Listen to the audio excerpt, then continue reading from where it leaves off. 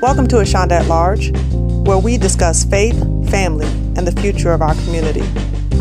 Y'all, I'm coming to y'all with something that is revelatory, that is very, very serious today. And I hope that you have the opportunity to listen to it all the way through. This is something I'm just coming out of prayer with my husband. And while we were in prayer concerning this government shutdown, Yah gave me some revelation about the spirit of Pharaoh. And I'm really hoping that my brothers and sisters who are still on the fence about our Hebrew identity, I'm hoping that you in particular hear what I have to say, because this is just so prophetic. It is so right time right now. If you're not familiar with the scripture in Deuteronomy 28:68, it says when Yah was speaking to the children of Israel after they had first come out of the first Egypt, he laid down his expectations that they were to obey him, his precepts, laws, and commandments. Now, I talked about what that is for us in the New Testament in another video that I did called Why I'm Not a Hebrew Israelite. And I mean specifically, I do not follow the camps. Deuteronomy 28 verse 68, it says, "And the Lord shall bring thee into Egypt again with ships, by the way whereof I spake unto thee, thou shalt see it no more again. And there ye shall be sold unto your enemies for bondmen and bondwomen, and no man shall buy you." Now, if you want to understand a little bit greater as to how that prophecy cannot possibly fit the people who are currently occupying the state of Israel, then check out my other podcast, What is a Hebrew Christian? But what I'm going to do is I'm going to really share from you all what Yah revealed to me in prayer concerning our people. Well, I don't know how familiar y'all have been following, how much y'all have been following the Trump administration concerning African Americans in 2018. But there was a lot of activity surrounding our community. You had Jeff Sessions, who put out the Black Identity Extremist FBI probe, and that was in his administration, Trump's administration. But you also had some things that looked like they were on the upside that were coming into our community. So one of the things in particular was a bill called HR1242. Now, this bill, if you're not familiar with it, was a bill that was designed by the Trump administration that was for the purpose of recognizing the historical attributes of so-called African Americans in the United States. It was 400 Years of African American History Commission Act.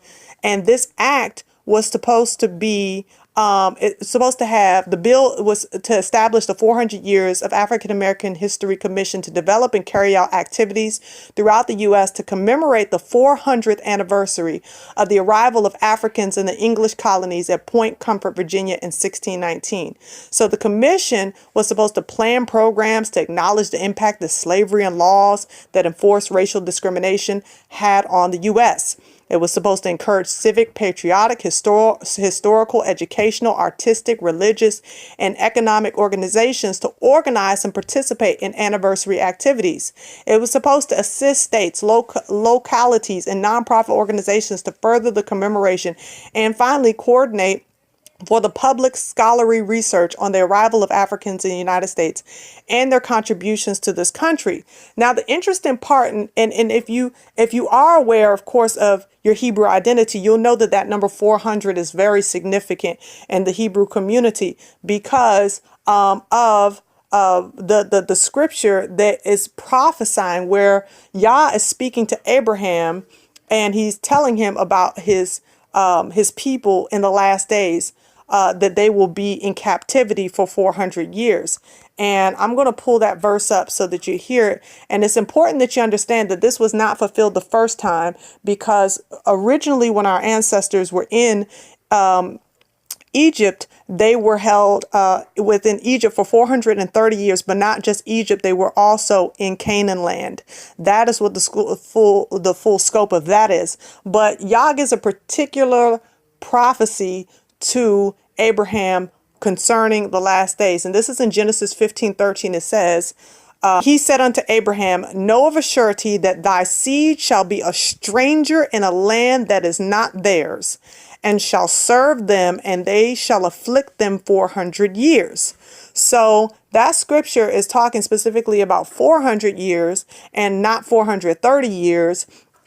And as we just read about the HR1242, that commemoration was supposed to be taking place in 2019 to commemorate slavery of so-called Africans in the United States. I'm going to build upon that before I explain to y'all about the spirit of Pharaoh. So the second thing that was introduced was called the Ghana Right of Return. Now, this was an initiative by the UN as well as the United States, as well as the Guyanese president.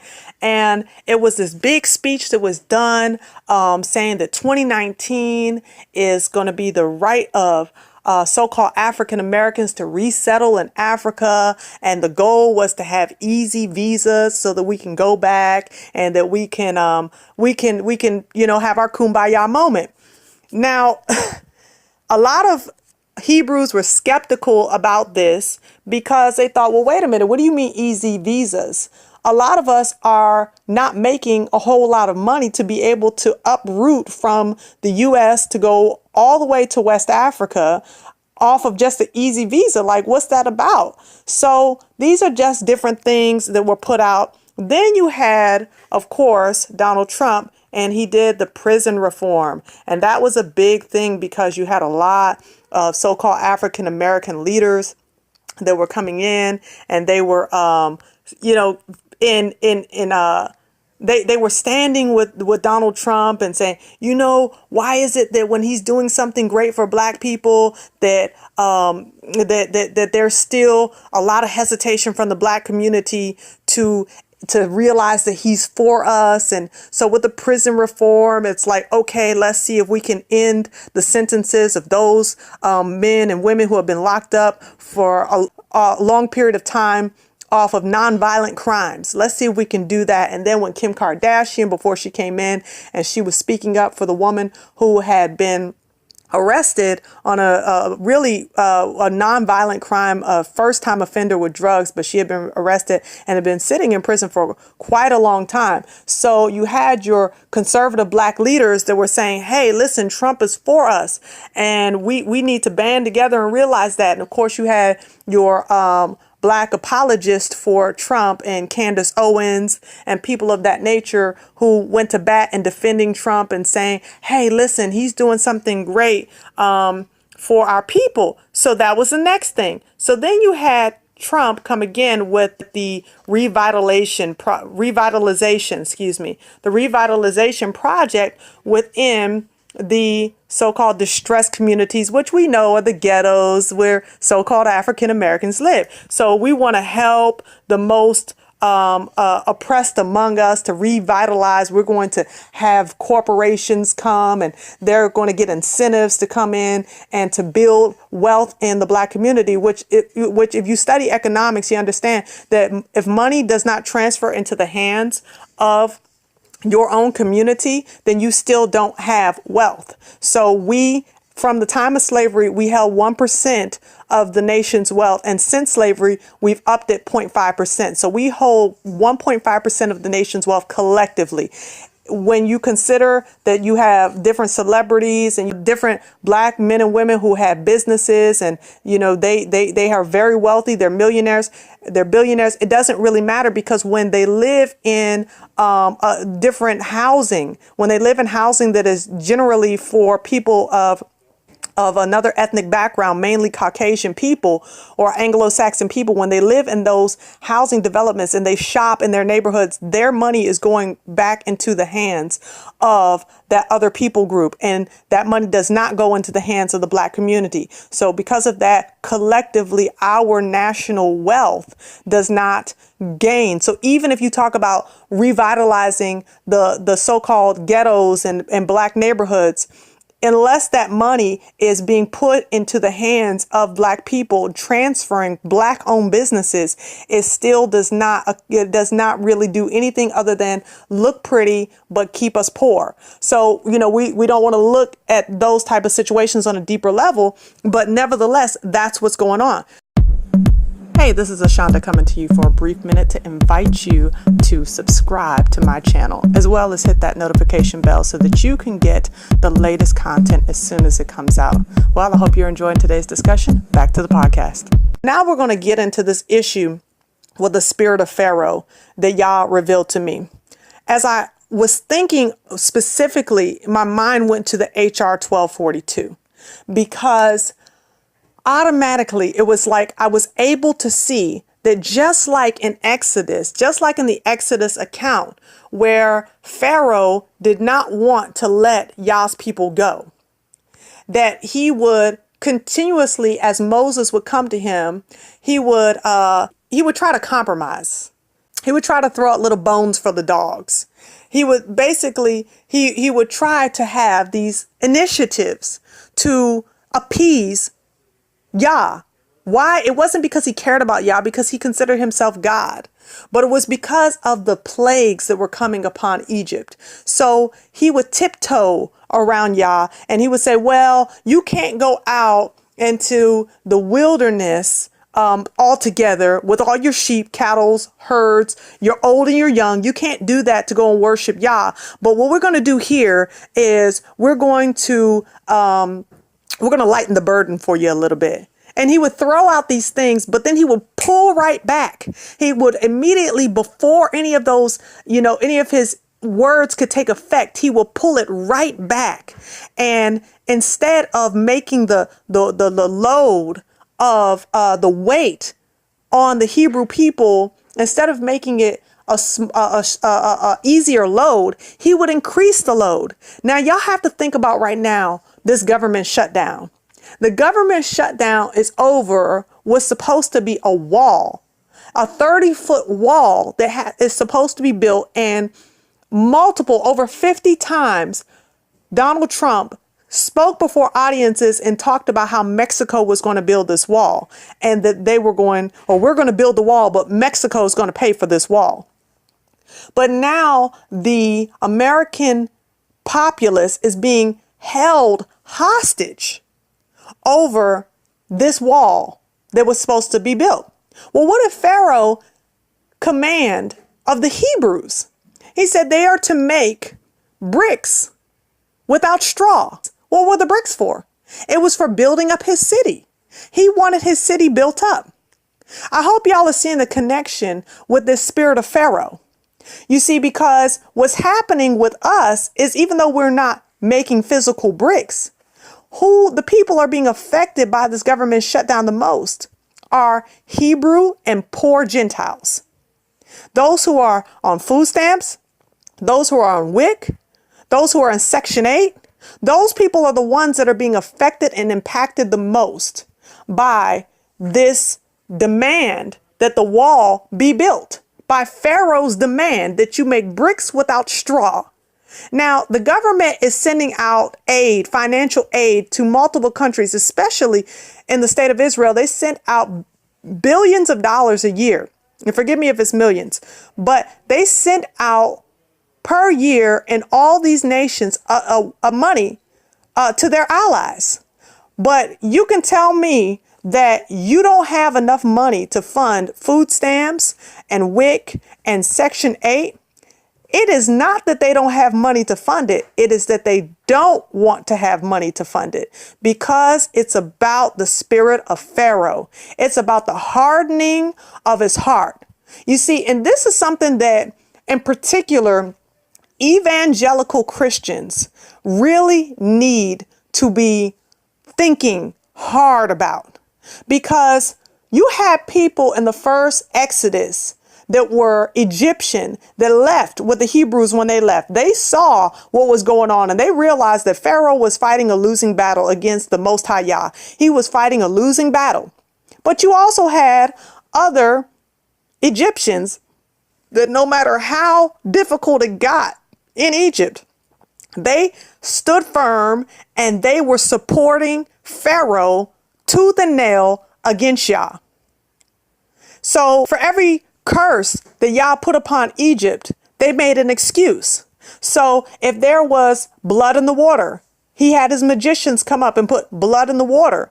Or, if was there locust, or there were flies, or there were frogs, there was always a natural explanation to why all this stuff is going on. So the spirit of Pharaoh goes out and gets his magicians, i.e.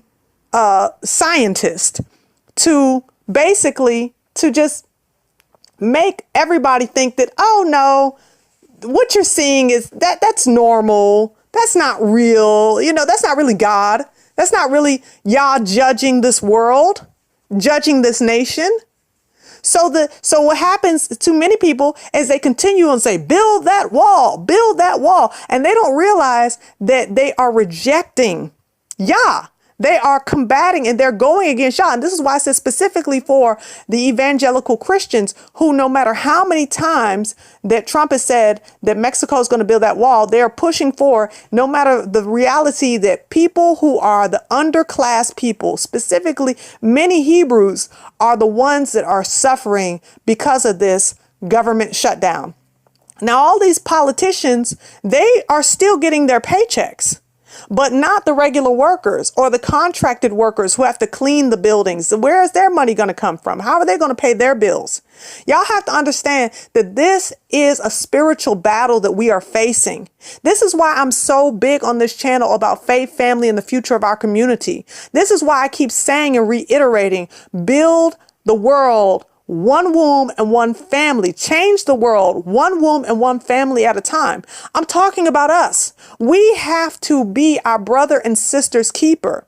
I posted on Facebook this picture here that I'm showing you and saying that we have got to start looking out for one another.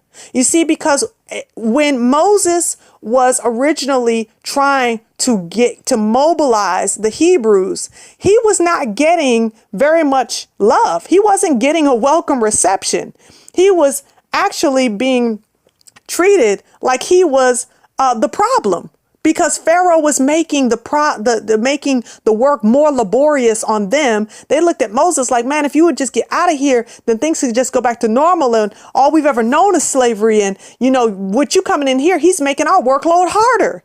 And what do we see today in our community? When you have brothers and sisters that are trying to wake people up to their Hebrew identity, you got a lot of people like, nah, man, y'all involved in an occult. I don't want to deal with nothing with that. And I'm talking specifically about Black Christians. You have a lot of Black Christians that'll be like, nah, I don't want to hear nothing about that. I got people in my own life like that.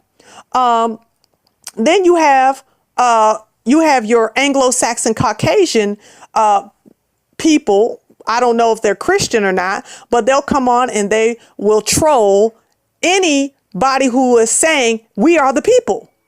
You see, because there's opposition to us knowing who we are. And when we know who we are, we have to, at that point, begin to unify and realize that we have to serve one another. We cannot allow the government shutdown to cause us to get to a point where we are walking in anarchy. We have to allow the peace of Yah, which surpasses all understanding, to guard our hearts and our minds. And we have to learn to do what he has commanded. Yes, his commandments are to love him with all our heart, mind, soul, and strength, and our neighbor as ourselves. That means that we have to begin to take up the mantle and serve our brother and sister. That means in a physical, tangible way. Yes, pray, but go and get yourself an extra bag of beans. Get yourself an extra bag of beans. And when you see a sister with some kids, give her that extra bag of beans. Or if you see a brother homeless on the street, give him something so that he can eat. I don't care if it's some crackers. Okay, do something that's tangible to support. Don't wait on somebody who's supposed to be some leader to tell you to use your own brain, your own conscience, your own forethought to see that there's needs that are around you in your own community. And you've got to serve, because what we have to understand is that as we begin to unify under the banner of truth and righteousness, that we are not fighting this battle alone. Yah is our righteousness. He is the man of war. He's the one that is going before us. And so understand that Pharaoh was broken. He was broken, and this Pharaoh is going to be broken. This spirit of Pharaoh is going to be broken, because you cannot curse Israel and be blessed. They always say in evangelical churches, those who bless Israel shall be blessed, and those who curse Israel shall be cursed. Well, it's very interesting to say that, because you send out all that aid and all that money to the state of Israel, but then when we look in this nation is not blessed. This nation is one of the biggest producers of pornography throughout the world, child sex trafficking, opioid overdose in the entire world. Though we don't account for a huge population in the entire world, we account for the highest population of prisoners in the entire world. Our educational system is corrupt. We don't rate even on the scale of of educational accomplishments compared to nations who have far less than us. So where's the blessing at, Christian? Where's the blessing? And I'm a Christian. So to understand, I'm not saying it in a condemning way. I want you to think. I want you to put on your thinking cap. And I want you to realize that you've been blessing the wrong people, and you've been cursing the right people. You've been cursing the children of Yah. And when you curse his children, a curse comes upon you. So stop cursing the true Hebrews. Stop cursing ourselves, Hebrews. We got to stop walking and flowing in the curse and realize that the spirit of Pharaoh that is upon this nation will consume those who do not come out of her. It will consume you, whether you're Hebrew or Gentile, if you do not come out of this system. This system is one of depravity. This system is one of godlessness and lovelessness.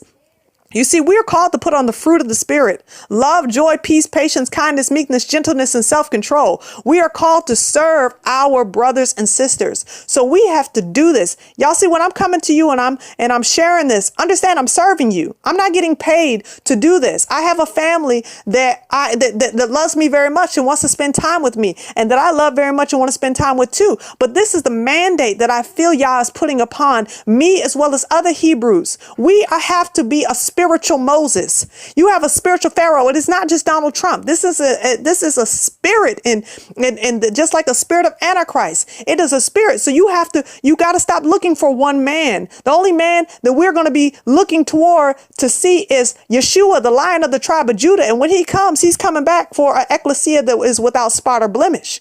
But we have to begin to put on the mantle, the spirit of Moses, and say, we are going to stand up and we're going to work together, to listen, to obey what the instruction, the Ruach HaKodesh instructs us to do, so that while we are still yet in this Egypt, that we can not be consumed by the plagues that are coming into this land. I'm going to share this final thing because this is just made major headline news. When I talk about this being a spirit of Pharaoh, understand I am not talking about Donald Trump in himself. I'm talking about the entire Pharaoh spirit. You have Governor of New York, Governor Andrew Cuomo, who just passed on the anniversary of Roe versus Wade to allow children, babies, to be aborted up until their due date. Do y'all hear what I'm saying? Until the baby's due date, they are allowed to be aborted. Okay, now let's put that into some perspective concerning the Hebrew people. There are 26% of our people living in New York. Okay, 26%. But there are more Hebrew babies that are being aborted in New York than are actually even being born. Understand that Pharaoh said, kill all the Hebrew boys. That's this spirit, the spirit of Pharaoh that is in this culture. And in order to celebrate this extraordinary accomplishment of taking innocent life, what do? They light up the one World Trade Center, One World, hello, they lighted up pink in celebration of being able to slaughter countless babies on their due date. Y'all got to understand that we are facing a real spiritual battle here. We can no longer afford to be ignorant to the devil's devices. We can't be ignorant about who we are. We can't be ignorant about the signs of the times. We are not going to the last days. We are in the last days. And so we have to make a concerted effort to get right with Yah, read his word, get in prayer, get before him so that he can reveal to you what it is that you need to do in preparation, how you need to serve your Hebrew neighbor, how you need to serve one another, because we are in that time. So let's come together and let's stop warring with one another and let's start uniting, because now is the time. More than any other time, now is the time. Well, y'all, I do want to thank you once again for listening to this podcast, Ashonda at Large. And if you stuck with me to the end, y'all bless. I'm so grateful for your participation, and I definitely want to hear from you. So please feel free to leave a comment in the comment section. Like and share this post as well. We need to get this word out. It's not about me. It's not about you. It's about all of us coming to an awareness of the sign of the times that we're at. So I hope that this message was something that you can take in your spirit and understand that you are not facing a carnal battle. You're facing a spiritual battle. But when you face it on your knees and understanding your mandate, the call of your life, and walking in that, then Yah will protect you. He'll protect your family. He will keep you.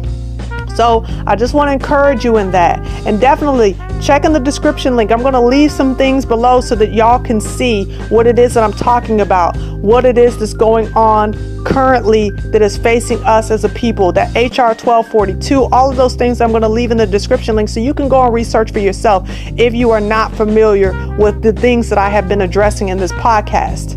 Well, once again, thank you so much. Until next time, Yah bless and shalom.